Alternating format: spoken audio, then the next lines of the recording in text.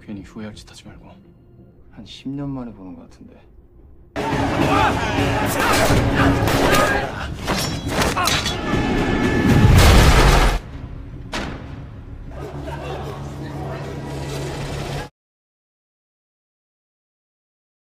Film dimulai di sebuah bandara pada tahun 2017, yang saat itu para kepolisian Korea sedang membawa 47 penjahat yang kabur ke luar negeri dan memulangkannya ke Korea secara bersama-sama. Namun di saat para polisi sedang mengawal para penjahat-penjahat itu, tiba-tiba ledakan pun terjadi.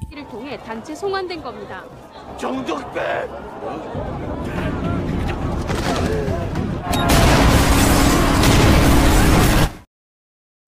5 tahun kemudian, tepatnya di tahun 2022, pihak kepolisian kembali membawa para penjahat yang kabur ke luar negeri untuk dipulangkan ke Korea. Namun mengingat kejadian 5 tahun silam, kali ini para penjahat dibawa menggunakan kapal kargo alias jalur laut untuk menghindari insiden serupa. Dan bukan hanya itu alasan satu-satunya, jalur laut dipilih karena kali ini para kepolisian membawa para penjahat yang sangat berbahaya. Contohnya seperti Park Jung-do. Dia adalah penjahat yang paling berbahaya di antara semua penjahat yang ada di sana.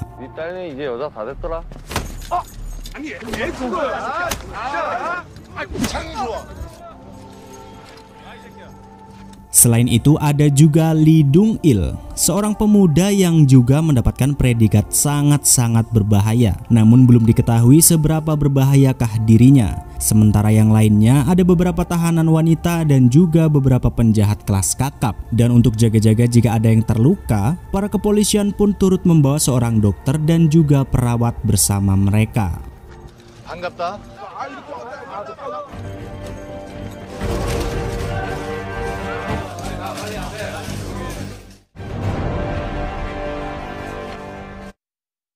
Di sisi lain, pusat kontrol untuk kapal kargo yang membawa para penjahat berbahaya ada sedikit miskomunikasi dengan komandan pusat, di mana saat itu pimpinan komandan pusat yang bernama Oh Dae-wung tiba-tiba mengambil alih pusat kontrol. Komandan Oh Dae-wung mengatakan kalau ia akan bertanggung jawab penuh dengan pengawasan tersebut karena penjahat yang mereka bawa kali ini benar-benar sangat berbahaya.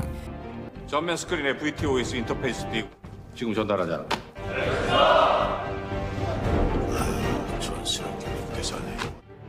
Kembali ke kapal dengan para tahanan yang mulai dikerangkeng satu persatu agar tidak kabur. Dimana sebelum kapal menuju ke Korea, seluruh penjahat dibacakan daftar kejahatan mereka masing-masing. Dari para tahanan pria yang dibacakan oleh Kapten Lee Suk-wo dan juga tahanan wanita yang dibacakan oleh Lee Dae-yun. 250조 박종두 씨. 이거 배우자와 시부모에 대한 김속 살인 신청할 수 있습니다. Oke, Interpol 적색 소배자 아니랄까 봐 아주 화려하시네. Dan setelah para kepolisian memastikan semuanya sudah benar-benar aman, akhirnya kapal pun mulai berangkat ke Korea. 다들 근무 교대 시간 숙제했지? 제발 방심하지 말자. 고생 많으십니다. 여기 준비 끝났습니다. 프론티어 타이탄 이송수 씨는 확인됐습니다.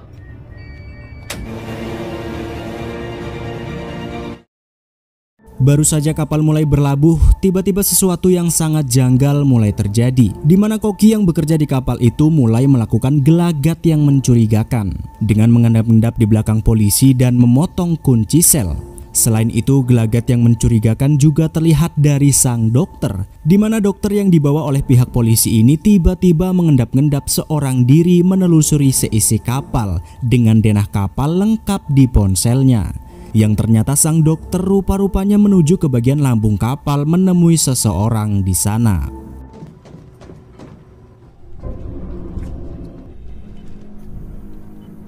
Entah apa yang dilakukan sang dokter dengan orang-orang itu, namun yang jelas ada sesuatu yang sangat mengerikan di lambung kapal tersebut, di mana ternyata ada sesosok manusia yang terlihat sudah membusuk terbaring di tempat itu, yang sepertinya para kepolisian sendiri tidak tahu akan keberadaan makhluk tersebut ada di dalam kapal. Namun walaupun terlihat sudah membusuk, nyatanya pria itu masih hidup dan bernafas, dan ternyata sang dokter sendiri berada di sana karena diperintah oleh seseorang untuk menyuntikkan obat tidur kepada makhluk tersebut agar agar tidak terbangun sebelum sampai di Korea. 할 일만 하고 가시면 됩니다.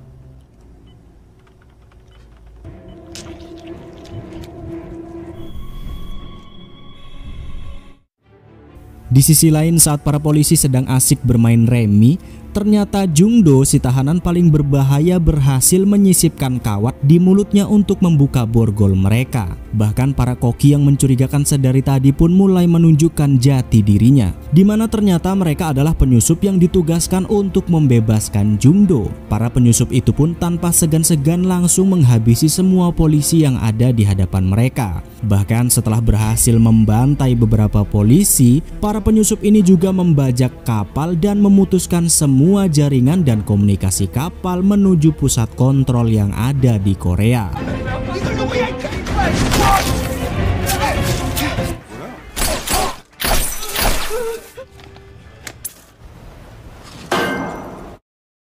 Setelah para penyusup berhasil membajak kapal, kekacauan yang sesungguhnya pun mulai terjadi, di mana Park Jungdo dan juga beberapa tahanan yang sudah berhasil melepaskan borgol mulai menyerang semua polisi yang ada di sana dengan sangat brutalnya.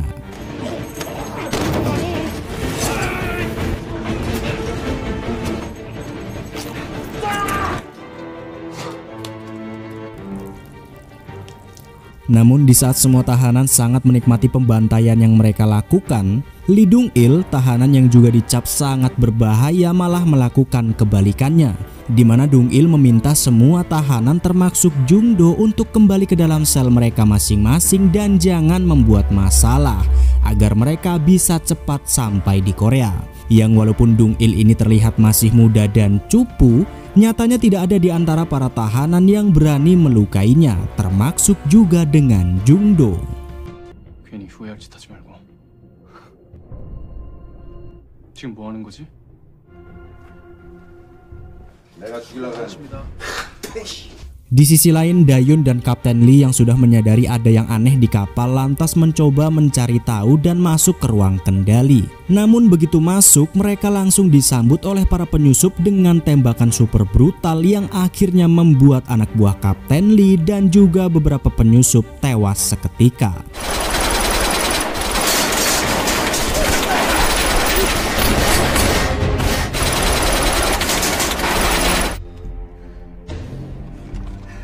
Setelah hanya tinggal seorang diri, si koki penyusup ini pun lantas mencoba menyandra sang kapten kapal sebagai temengnya agar ia bisa pergi dari kepungan Kapten Lee. Namun begitu ia mulai berjalan keluar pintu, tanpa disadari ternyata Dayun diam-diam menyergapnya dari belakang dan lantas mereka pun berhasil membunuh si koki penyusup. 총 버려. 이다윤 죽여!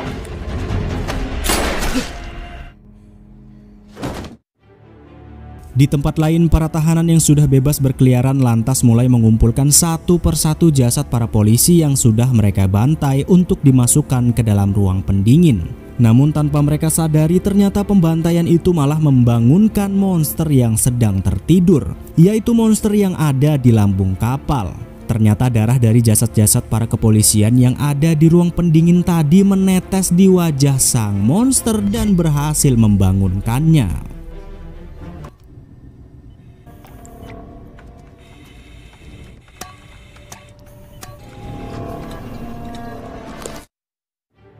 Sementara itu Kapten Lee langsung bergegas ke ruang kendali untuk mencoba memulihkan komunikasi mereka ke Korea. Namun ternyata di sana mereka malah bertemu dengan rombongan para tahanan yang sedang membantai para awak kapal. Dan karena Kapten Lee tidak bisa membiarkan Park Jungdo kabur begitu saja, akhirnya perkelahian brutal pun pecah di ruang mesin. 입에 내가 가지게 씨발아.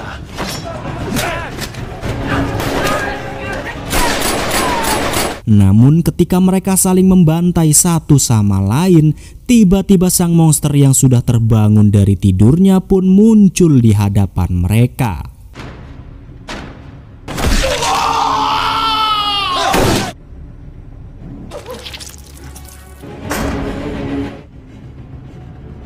Kemunculan sang monster yang sangat mengerikan itu pun langsung membuat semua orang jadi kocar-kacir. Karena selain sosoknya yang sangat mengerikan, ternyata kekuatannya pun sangat di luar nalar. Kepolisian dan para tahanan yang mencoba melawannya juga tidak bisa berbuat banyak karena mereka malah harus dibantai dengan sangat brutal oleh si monster.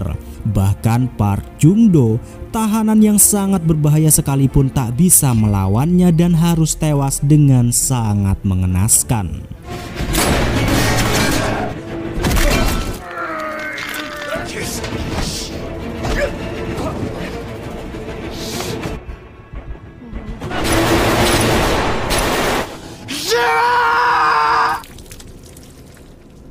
Namun ketika semua orang sudah kocar-kacir dan tewas saat menghadapi si monster itu, tiba-tiba Lee Dong-il dengan santainya maju untuk menghadapinya seorang diri. Namun saat menyerang si monster ada sebuah tanda cap di dadanya yang membuat Dong-il berhenti sejenak. Dan yang anehnya ketika satu pukulan dari monster tersebut bisa memecahkan tengkorak manusia, entah kenapa saat menghantam Dong-il, pukulannya sama sekali seperti tak berpengaruh kepadanya.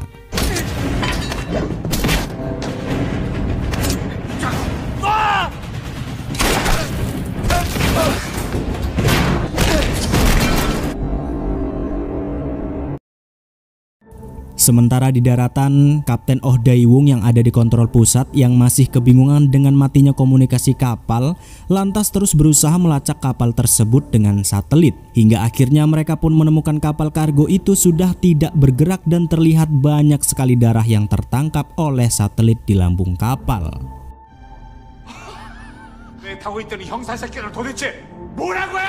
Mengetahui kalau sedang ada pembantaian di kapal itu, Dae-wung lantas menghubungi seseorang untuk memberitahukan keadaannya, yang dimana ternyata Kapten Dae-wung ini adalah suruhan seseorang untuk membawa isi kapal tersebut sampai ke Korea dengan selamat, yakni si monster yang mereka sebut Alpha. Ternyata selama ini Dae-wung bukanlah bagian dari kepolisian, melainkan dari organisasi lain yang nampaknya dia adalah organisasi yang sama dengan si Alpha dan juga atasannya. Karena kalau dilihat-lihat, orang yang menyetir Dae-wung juga mempunyai tanda cap yang sama dengan si Alpha yang ada di kapal kargo.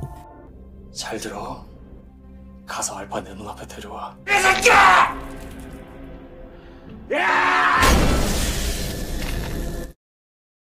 Kembali ke kapal kargo dengan Alpha yang masih terus membantai semua orang yang masih ada di kapal itu. Hingga akhirnya Alpha pun sampai kepada sang dokter yang memberinya obat bius di lambung kapal tadi dan langsung membunuh perawat semlohe yang ada bersamanya.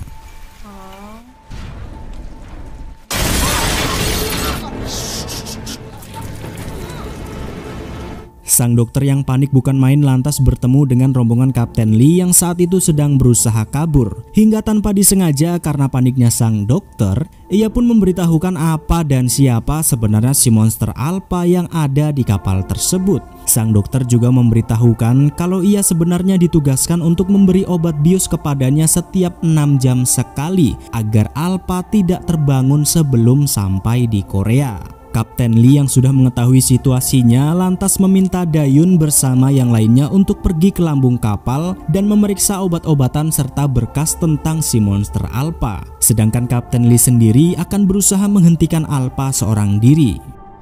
너무 위험해서 안 돼요. 난 모르겠다. 그래도 Begitu sampai di lambung kapal, Dayun dan Dong-il pun langsung mencari berkas-berkas tentang si monster Alpha. Yang setelah menemukannya ternyata di dalam catatan itu disebutkan kalau Alpha sudah hidup selama kurang lebih 100 tahun. Dan Alpha sendiri adalah senjata hidup yang diciptakan oleh militer Jepang pada tahun 1940-an.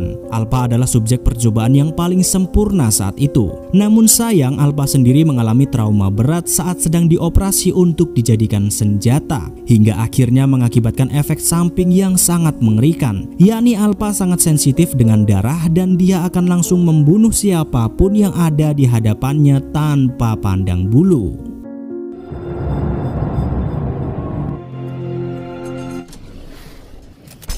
그래, 사이고노 스즈츠마데. 캐모노 바로시데스마이.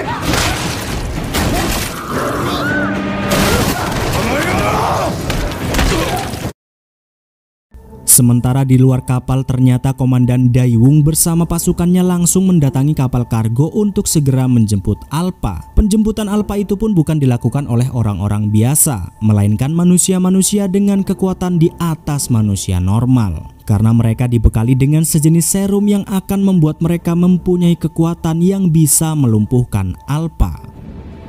준비들 해! Sementara itu Kapten Lee yang sudah berhasil menemukan Alpha lantas berusaha menghentikannya seorang diri. Pertarungan yang sangat tidak seimbang pun membuat Kapten Lee sangat kewalahan. Kapten Lee lantas mencoba memutuskan satu lengan Alpha untuk membalaskan dendam anak-anak buahnya yang sudah tewas di tangannya. Namun sayang, karena Alpha memang terlalu kuat untuknya, Kapten Lee pun harus ikut tewas saat itu juga. 이 개새끼가 네 팔 하나 정도는 가지고 가요? Di sisi lain, pasukan Komandan Daewung yang sudah tiba di kapal lantas berusaha mencari Alpha dan juga orang-orang yang masih selamat. Namun begitu mereka menemukan orang-orang yang masih selamat, Komandan Daewung tanpa segan malah langsung membunuh mereka. Bahkan Daewung juga membunuh Daeun yang seorang polisi. Dan begitu Komandan Daewung hendak menembak semua orang yang ada di sana, tiba-tiba Dung Il, pemuda yang nampak polos sedari awal, langsung menyerang pasukan Daewung dengan sangat brutalnya.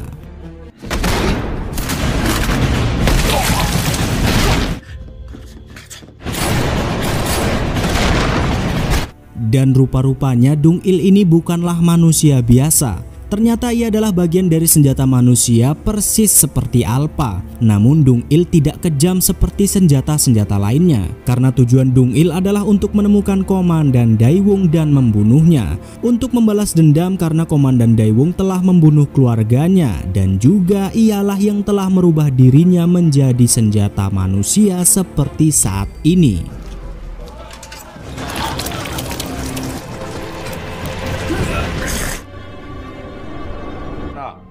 얼마나 좋아. 아들이었나. Namun ketika Dung Il hendak membantai pasukan Oh Daewung, tiba-tiba si monster Alpha sudah hadir di hadapan mereka. Karena dasarnya ia adalah monster, tentu ia pun langsung menyerang pasukan Kapten Oh Daewung dengan sangat brutal. Sedangkan Dung Il sendiri lantas juga mengambil kesempatan setelah hadirnya Alpha untuk membantai seluruh pasukan Komandan Oh Daewung.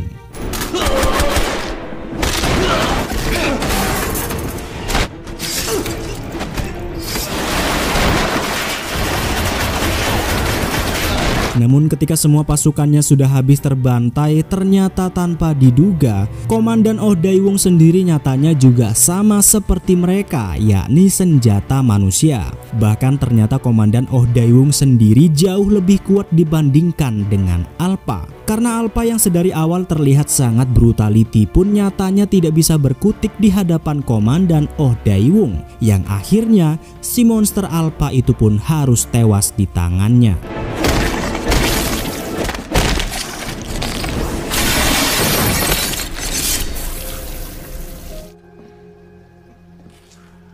Setelah tewasnya Alpha, pertarungan yang sangat sengit pun terjadi di antara Dung Il dan juga Komandan Daewung, di mana mereka mengerahkan seluruh kemampuannya untuk membunuh satu sama lain. Namun karena kekuatan Komandan Daewung memang berada di atas Dung Il, ia pun harus berusaha mati-matian untuk bisa memenangkan pertarungan tersebut.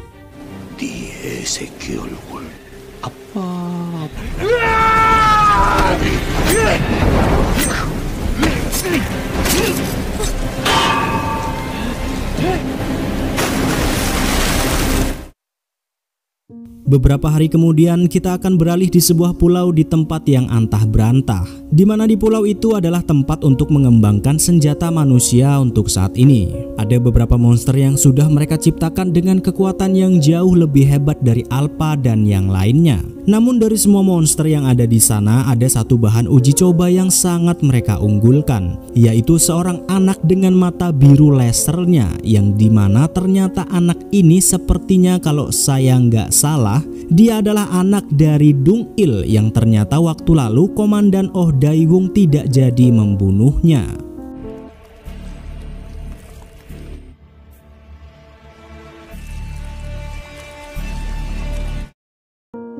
Dan di akhir film kita akan melihat Dong Il yang ternyata selamat setelah bertarung dengan Komandan Daewung. Dong Il yang sudah sangat lemas lantas perlahan-lahan keluar dari pantai dan menuju daratan. Yang kalau dilihat-lihat dari ending film ini dengan Dong Il yang masih selamat dan juga anaknya yang dijadikan senjata terkuat selanjutnya, seharusnya film ini akan ada kelanjutannya atau season 2-nya. Tapi kapan kelanjutannya kira-kira akan dirilis, yo kita tunggu wae guys. Yang jelas film Project Wolf Hunting pun berakhir sampai di sini.